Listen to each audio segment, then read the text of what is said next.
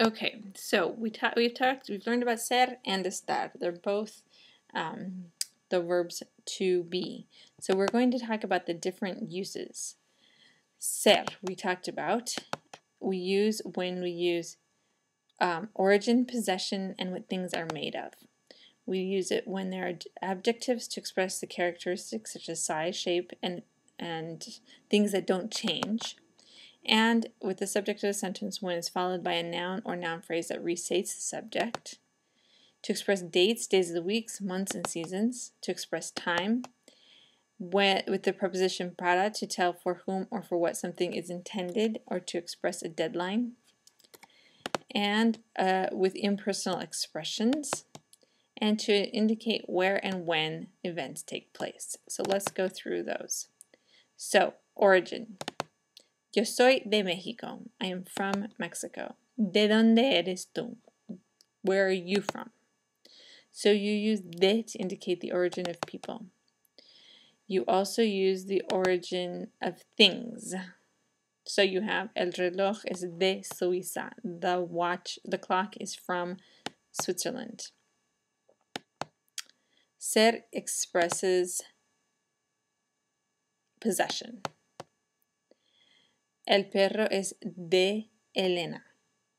De Elena. So the dog is Elena's, basically. Then we have what something is made of. La mesa es de madera. It's made of wood, basically. Es de madera. It's wood. Okay. We also express a characteristic that doesn't change. La mesa es amarilla. La mesa es redonda. So these are characteristics that do not change. It's a round table and it's yellow. Those are characteristics that are inherent to that table. We talk about characteristics that are inherent to people, things that don't change about them. Usted es muy simpático, señor. You're very nice. He says, thank you, señorita. Usted es muy simpática también, muy guapa. So you would use ser when you're talking about niceness, good looking, tall, blonde, blue eyes, or, well, you would not use it with blue eyes, but blonde, dark hair, short, fat, etc. It tells what someone is. Yo soy banquero. I'm a banker. Tú eres profesor. You're a professor. Luis es programador de computadoras. Luis is a computer programmer. Nosotros somos estudiantes. Ellos son mis compañeros de clase. So these are all what they are. It also tells what something is. Este es un diccionario. Esta es una pluma. Or a bolígrafo, either way. But this is a pen. When you want to say who someone is, yo soy Luis Andrés, for example. Ser you use for days, months, years, and seasons. Es, hoy es jueves. Es septiembre. Es el 4. Es el año 2008, for example. Hoy es jueves 4 de septiembre de 2008. Es otoño. Ser can be used for the time. ¿Qué hora es? We already talked about that. Es la 1. Son las 3:30. Ser is used with para to tell for whom or for what something is. Esta calculadora es para Margarita. It is for her. Es para su clase de matemáticas. It's for her class. Ser is to use with para for a deadline. ¿Quieres invitar a Jorge?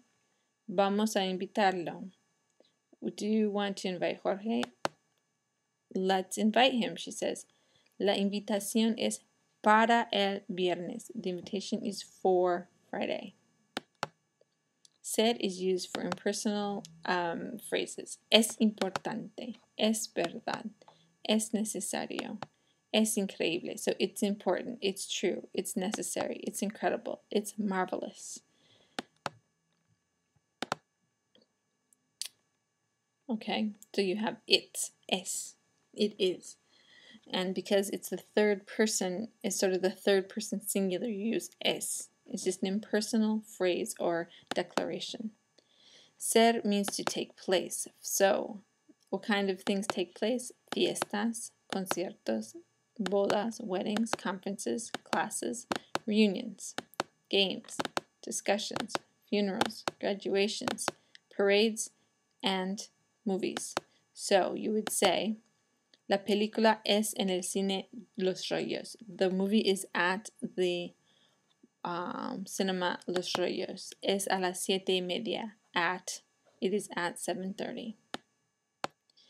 Estar is the other to be verb, which we use to indicate the location of persons, of objects, an adjective to describe the state or condition of the subject, and with descriptive adjectives to indicate that something is exceptional or unusual.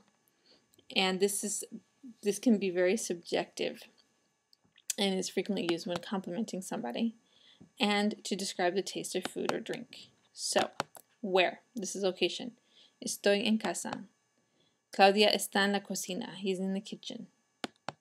París está en Francia. Paris is in France. So even the location of a city would be used with the verb estar. Then we're talking about short-term states of being. How? Estoy muy cansado. I'm very tired. Amelia está enojada. She is angry. Mamá está ocupada. Mom is busy. Estar expresses subjective reactions. He says caray, which is like, wow. Con ese corte de pelo estás muy guapa. He says, with this haircut, you're very pretty. You look very pretty. And so it's an exceptional thing because she has a new haircut. She looks very pretty right now. Or somebody's dressed up, you would say, estás muy guapo. Then you have how things taste. Este café está muy rico. Okay, you use estar with taste. And that's